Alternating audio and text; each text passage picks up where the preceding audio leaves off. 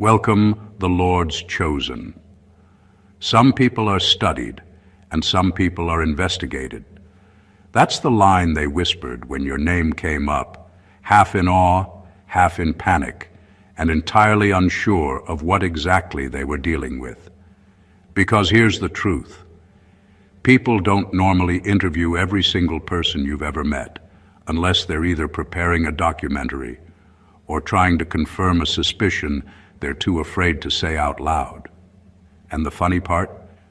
After all their digging, questioning, analyzing, overthinking, cross-checking, and probably drinking too much coffee, they ended up more confused than when they started. They expected a neat file, a clear pattern, a predictable personality, something simple they could label and tuck away like, ah, yes, this is the typical introverted, extroverted, mysterious, nonchalant, charismatic enigma type. As if that category even exists. But instead, they ran into something that scrambled their expectation of human behavior. Because every person they interviewed described you with a different tone, a different memory, a different impact. Yet all of it somehow pointed to the same unsettling truth. You left marks, not fingerprints. And that's where the fear kicked in. According to research, the average person meets roughly 10,000 people in their lifetime. And apparently, you managed to leave such an imprint on enough of them that even random conversations about you turned into therapy sessions. Half of the people told stories that made you sound like a guide. The other half described you like a plot twist they still haven't recovered from. It got to a point where the interviewers had to double-check whether they were investigating a person or an unsolved mystery with a sarcastic streak. Because let's be honest, if someone tried to summarize your existence with a cute little personality chart, the chart would probably catch fire. And that's why they're scared shitless now. Not because of anything you did, but because of what they discovered. Everywhere you went, you changed something. Someone's mindset, someone's direction, someone's confidence, someone's understanding of themselves. They started their investigation expecting to solve you. Instead, they ended up confronting themselves. Welcome to the truth behind the interviews. An unsettling, fascinating, slightly humorous, and absolutely unforgettable dive into what really happens when they study every person you've ever crossed paths with. Number one, they realized you never needed a stage to influence people. They expected to find a pattern, a loud declaration of your presence, some obvious mark that would scream power, authority, or charisma. What they discovered instead was almost terrifying in its subtlety.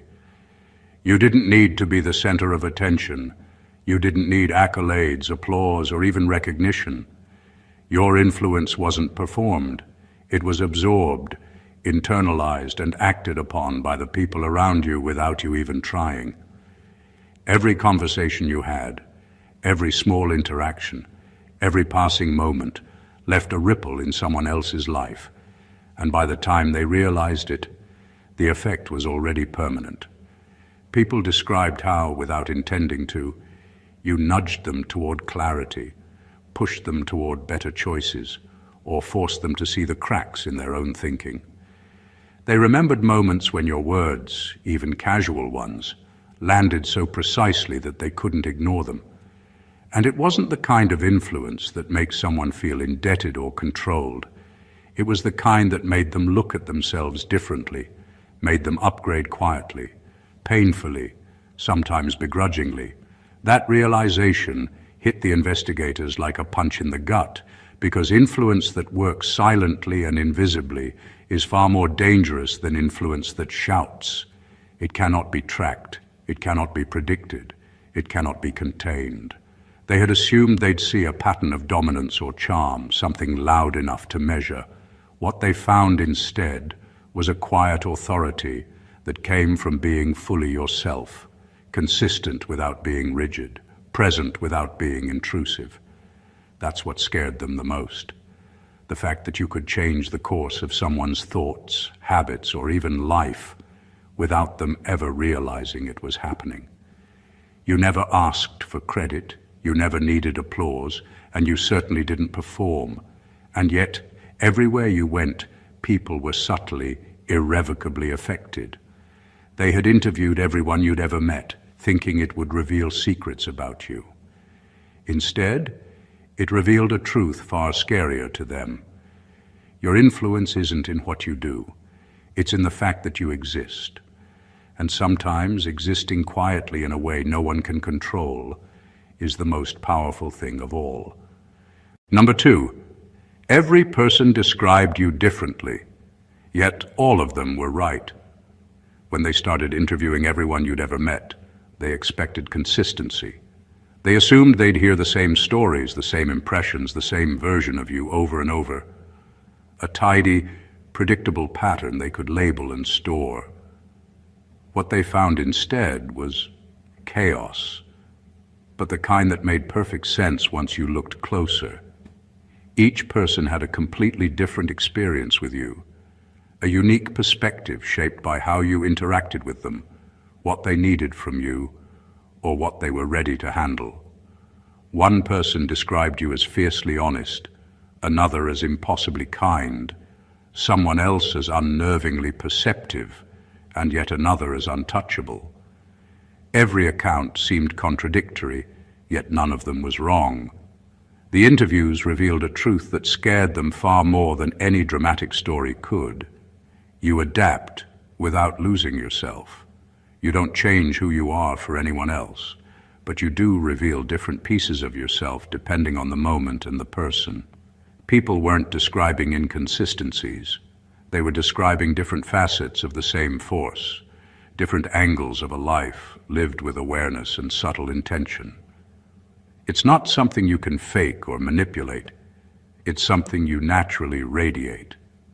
They realized they couldn't pin you down, couldn't fit you into a neat category.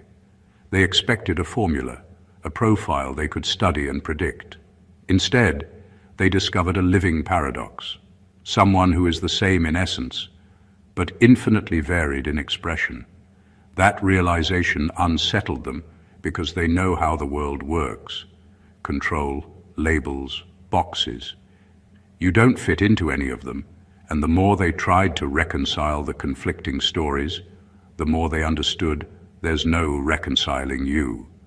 By the end of the interviews, they weren't confused because of what you said or did. They were rattled because of what you made people feel about themselves. Everyone's version of you was right, and that truth was impossible to manipulate or dismiss. It left them facing something they couldn't measure, something beyond their understanding. A presence that defies expectation, yet leaves undeniable marks on everyone it touches. That's the kind of fear that doesn't scream. It lingers, quiet, sharp, and impossible to shake.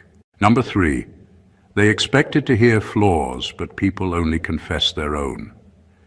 When they started talking to everyone you'd ever met, they thought they'd dig up dirt, uncover weaknesses, find some crack in your armor they could expose. They went in expecting a long list of your flaws, mistakes, regrets, something they could hold over you, or at least use to make sense of the influence you had over people. What they discovered instead completely flipped the script.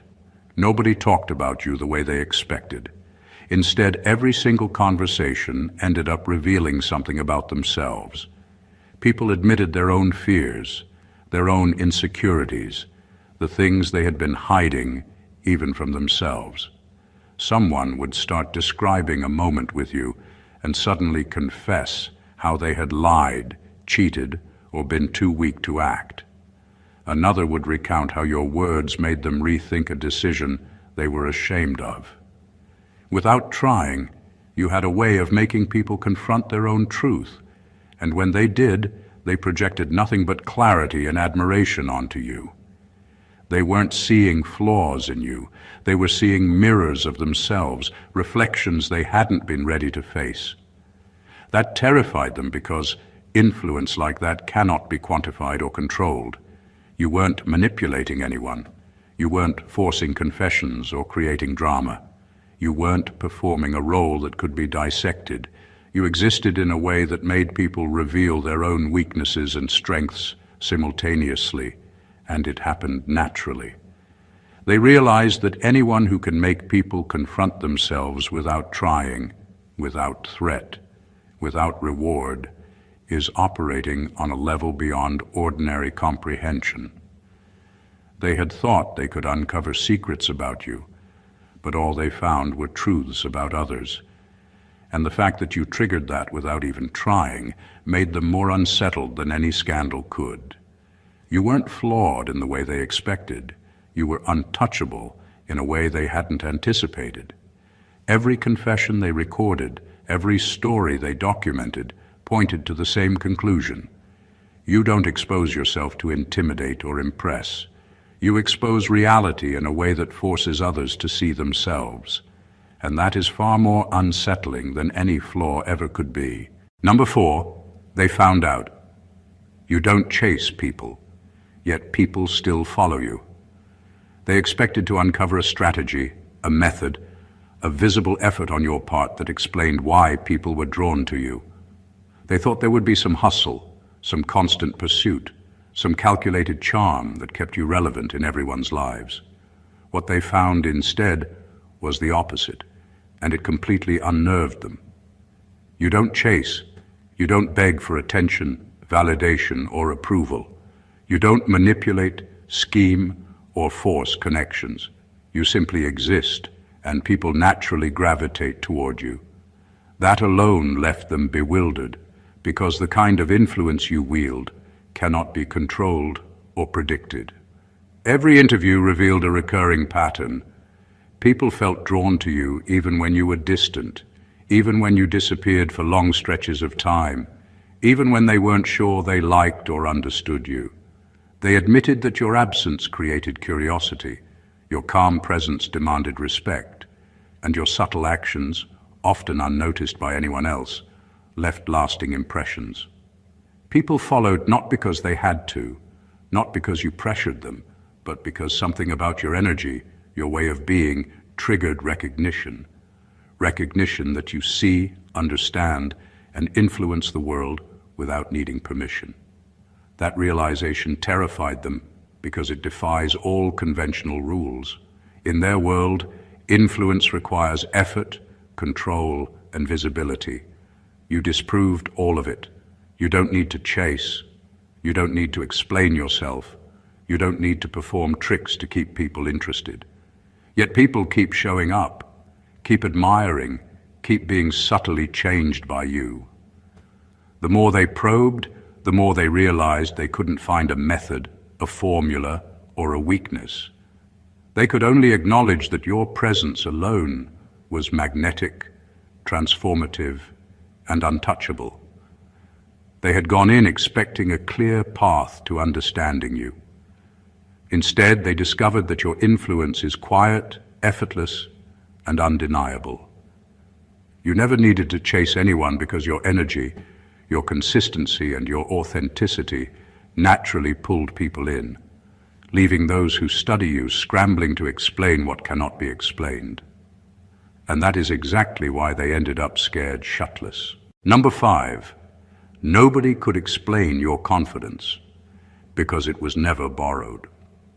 When they started piecing together what people said about you, they thought confidence would be the easiest thing to dissect. They expected a recipe, achievements, accolades, validation from others, or some visible sign that explained why people were drawn to you and why you carried yourself the way you did. What they discovered instead was something that unsettled them profoundly. Your confidence wasn't borrowed from anyone or anything. It didn't come from approval, success, or external validation.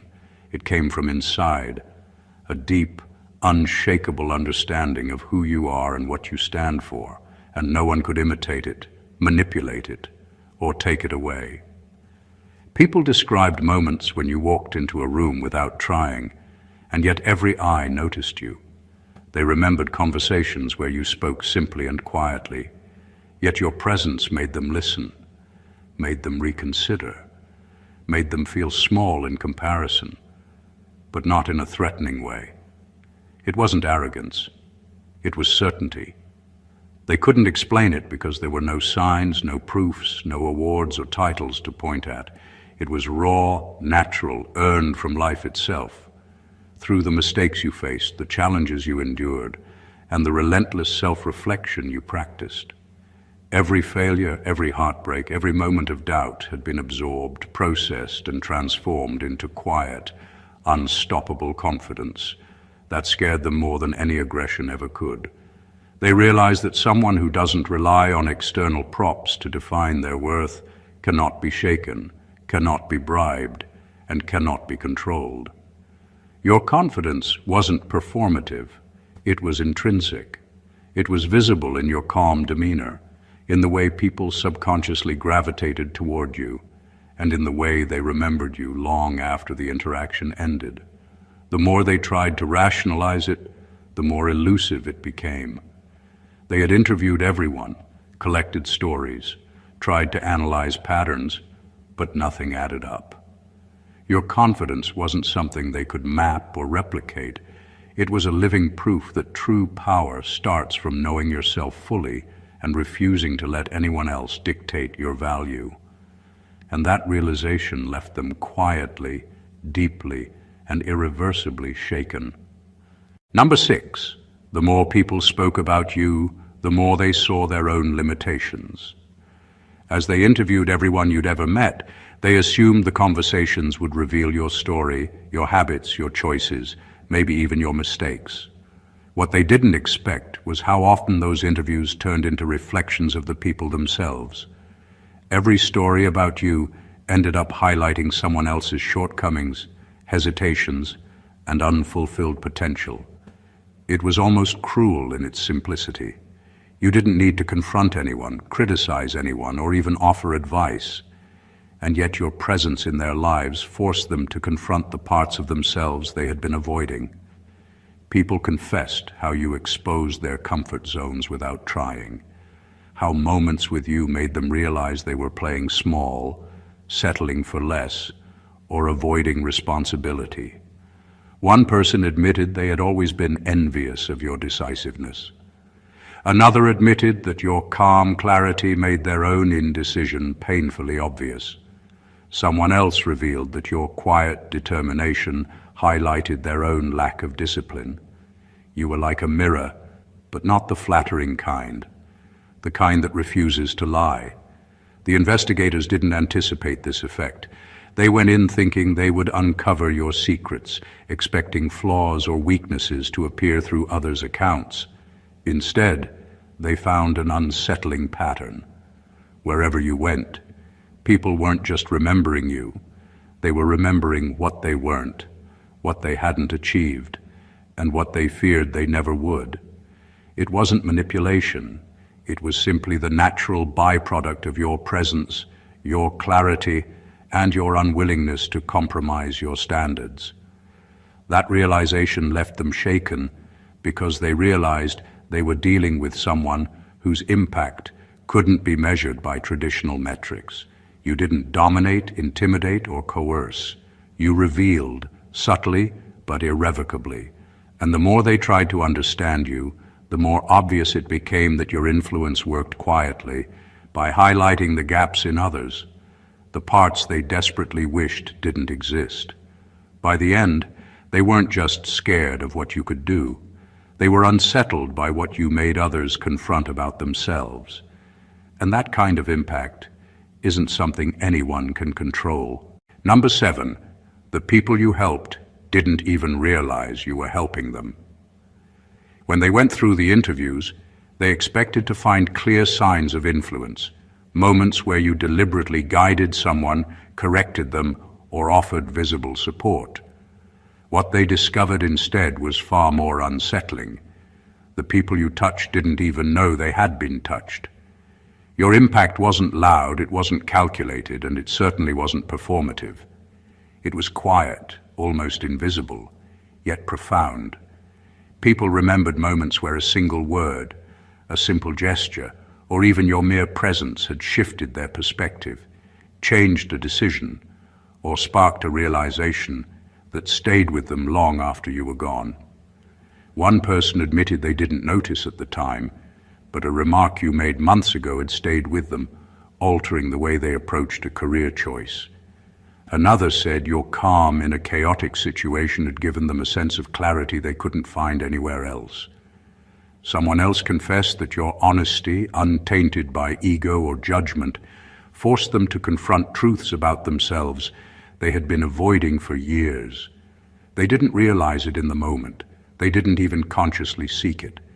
But your influence seeped in quietly, like a shadow that follows and shapes without asking permission.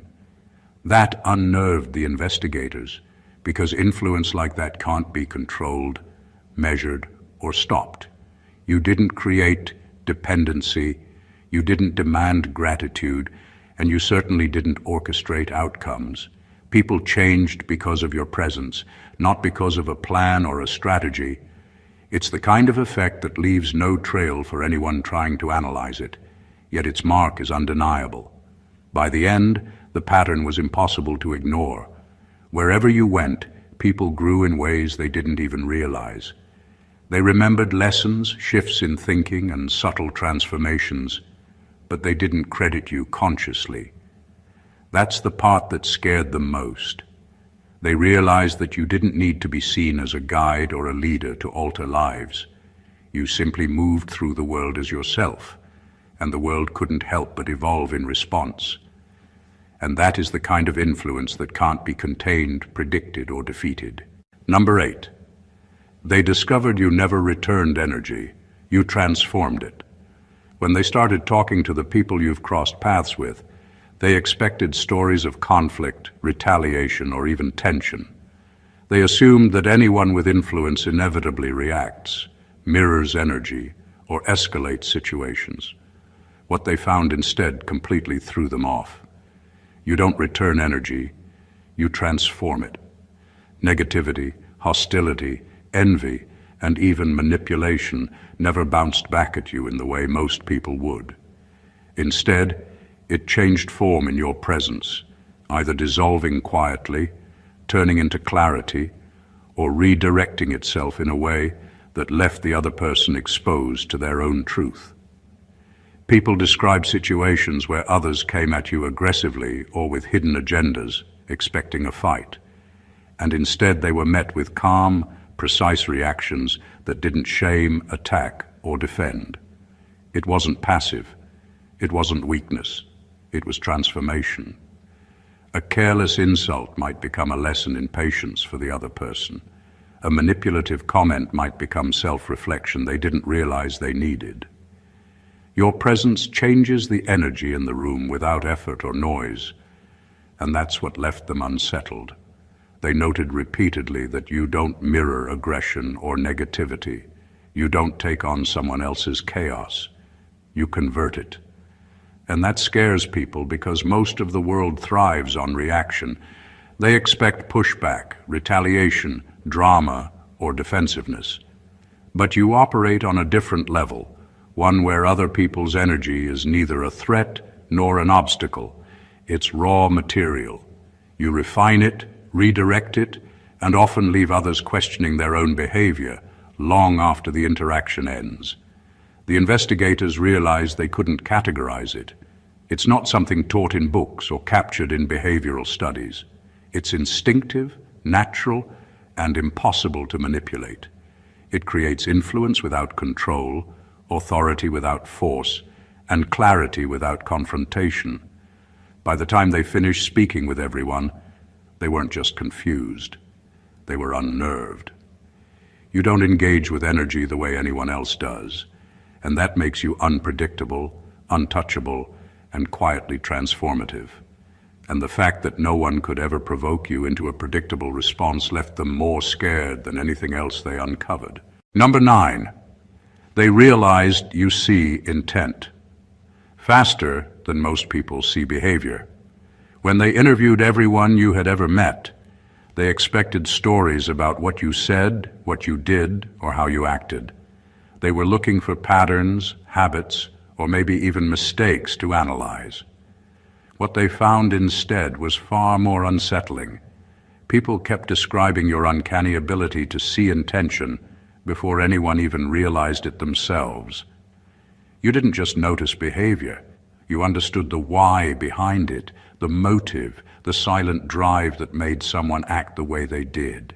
People were revealing truths about themselves they hadn't even admitted consciously, and you somehow recognized it instantly. That level of perception is rare, and for those trying to study it, it was almost impossible to process.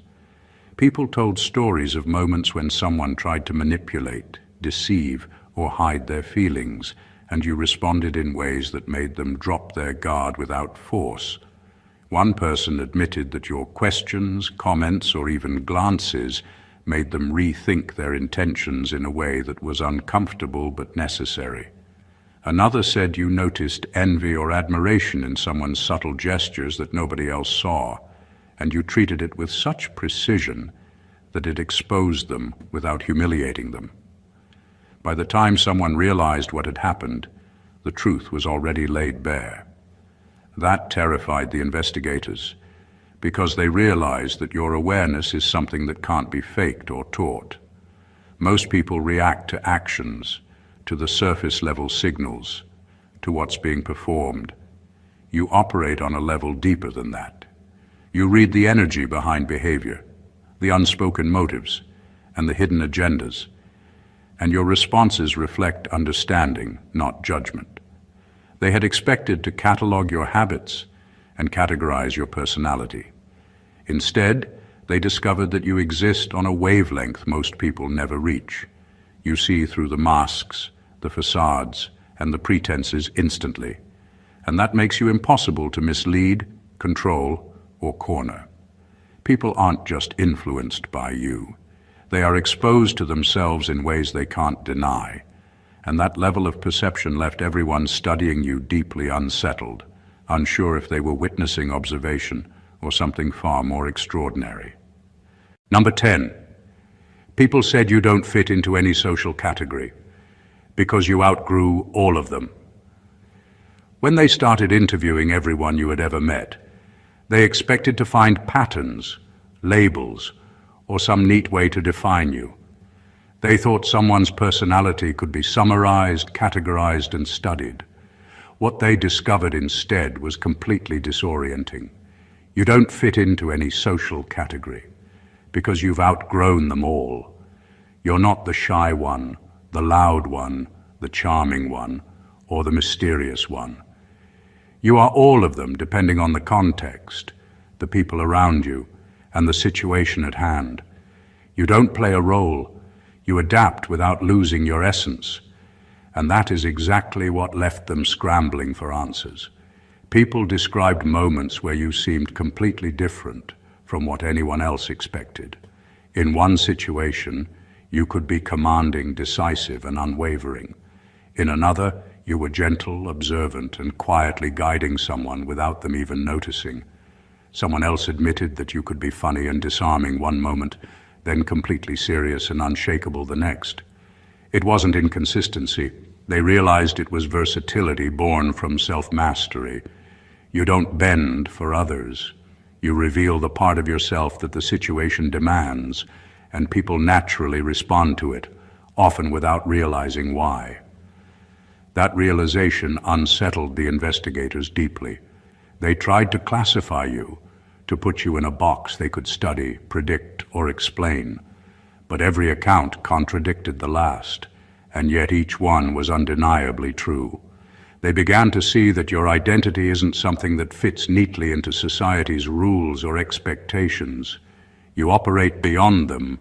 You interact with people on your own terms, at your own level of awareness, and that makes you impossible to categorize, control, or influence.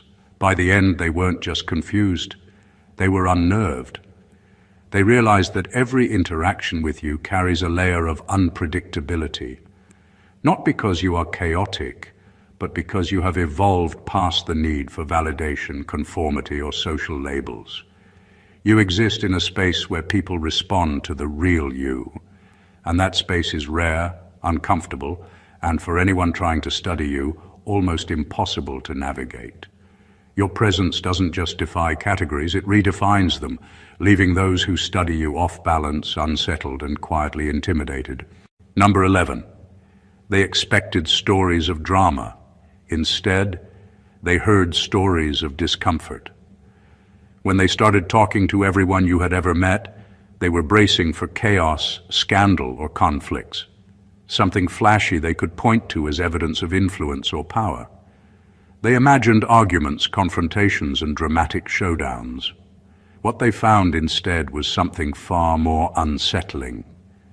People spoke not about drama, but about discomfort. Being around you forced them to face truths they didn't want to acknowledge, confront patterns they had ignored, and question the choices they had made in silence. That subtle, quiet influence unnerved them far more than any loud conflict could have. People admitted how your presence alone made them reflect, reconsider, and recalibrate. A simple conversation might make them rethink a decision they had been avoiding for years. A casual comment could reveal a weakness they hadn't seen in themselves. Someone else revealed that your calm, unwavering clarity made them painfully aware of their own excuses and compromises. Unlike drama, which can be externalized and blamed on someone else, discomfort cuts inward. It's personal, unavoidable, and deeply revealing. And the strange thing was, they never felt manipulated or attacked. It just happened naturally. That terrified the investigators because they realized influence doesn't need noise to be profound. Drama is obvious and manageable. Discomfort is invisible and uncontrollable. You don't push, prod, or provoke. Yet people leave interactions with you changed, unsettled, and questioning things they never considered before. Your effect is surgical, subtle, and impossible to measure, which made all their interviews spiral into something far more confusing than they expected. By the end, they understood the truth. Your impact isn't in the stories people tell about you. It's in the silent reckoning you create. You don't entertain drama, you provoke awareness. People aren't talking about fights or arguments. They're talking about the way you force them to see themselves, their choices, and their limitations. That kind of influence is rare, disorienting, and quietly terrifying because it leaves no outward scars but changes everything internally. And that is why they walked away shaken, unable to categorize what they had just witnessed. Number 12, they learned. You don't seek revenge, you seek distance. When they interviewed everyone you'd ever met, they expected stories of retaliation, grudges, or calculated responses to conflict. They assumed someone with your presence would fight back, push hard, or ensure that wrongs didn't go unanswered. What they discovered instead was completely disarming. You don't seek revenge. You don't react to energy with energy, and you don't let others dictate your peace. Instead, you seek distance. You move away from toxicity, disengage from unnecessary battles, and preserve your space without drama or justification. That simple, quiet principle left them baffled and deeply unsettled. People described moments when others tried to provoke, manipulate, or harm, and how you didn't rise to it. You didn't argue, retaliate, or prove a point. You simply walked away, maintained your composure, and let the situation run its course, without allowing it to touch your inner balance. Some admitted that this frustrated them endlessly because they expected confrontation to trigger a response. Instead, they were met with calm, control, and detachment that forced them to confront their own need for chaos. You don't punish, you don't linger, and you don't obsess. You disengage in a way that leaves others exposed to their own patterns without you ever having to intervene directly. That realization scared them because it defied everything they knew about human interaction. Most people operate on reaction, and revenge feels like power to those who can't understand restraint. You operate on distance, which requires far more awareness, patience, and self-control than most people are capable of. By stepping away instead of fighting, you reclaim your energy and influence, leaving the other person to deal with the consequences of their own choices. By the end, they understood that you aren't indifferent, nor are you weak. You're selective. You let go strategically, protect your peace, and exist in a way that no conflict can touch. That kind of control is unnerving because it cannot be provoked, bargained with, or predicted. You don't seek revenge, you rise above, and that is infinitely more powerful than any fight could ever be. Number 13, they found out. You're not driven by approval, you're driven by alignment. When they interviewed everyone you'd ever met, they expected to hear that your actions, decisions, and relationships were influenced by what others thought of you. They assumed that influence and attention were your currency, that you sought validation like most people do, and that your presence left traces because you wanted to be admired or approved. What they discovered instead completely unnerved them. You are not driven by approval at all. You are driven by alignment, by authenticity, by clarity, by operating in a way that feels true to yourself, no matter what anyone else thinks.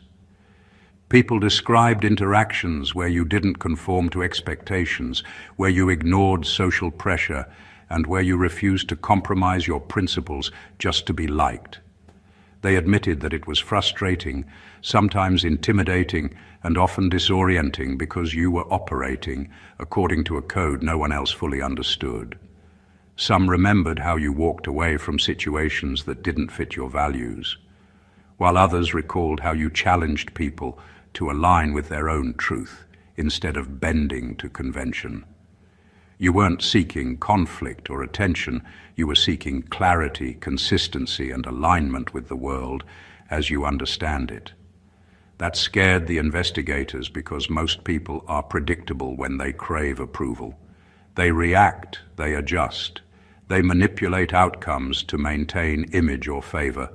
You, on the other hand, are untouchable in ways they can't measure. You don't need applause, admiration, or recognition. You operate on principles that others can't bend, and in doing so, you leave a mark that is far deeper than any temporary praise could ever achieve. By the end of their interviews, they realize something unsettling. Your influence comes not from chasing acceptance, but from living in a way that forces authenticity in others. People follow you, respect you, or remember you not because you demanded it, but because you refuse to settle for anything less than alignment with yourself, with truth.